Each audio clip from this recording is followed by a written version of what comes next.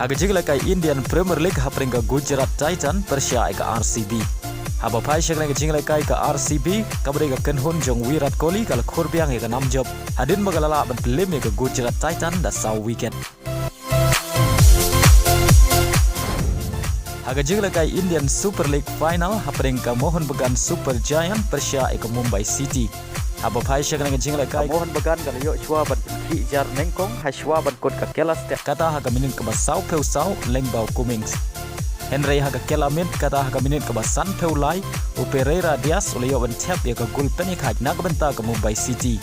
Pada haga minit ke bapra peway ke Mumbai City kalau yo yang bentep ya ke gol pentam lengbau Bipin Singh ubare player nak kecela Manipur. Pada shwa ben kot ke jingla kai kata haga minit ke bakandai peu plus nyau ke Mumbai City kalau yo bentep ya ke gol ke balai.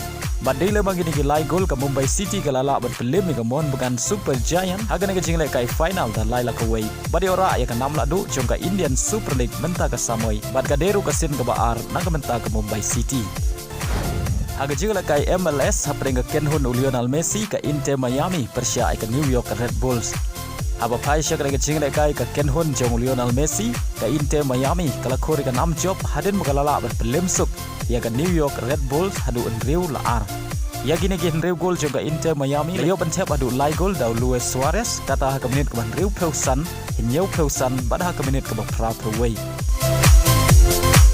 Urojas layo bentep argol ha ke jingla kai padu Lionel Messi layo bentep shigol Henry layo hadu Tylli gi asis ha ke jingla kai. Baling bagan ke jing job ke Inter Miami kadang ne ha ke kerdan ke benengkong ha ke mi ikin point.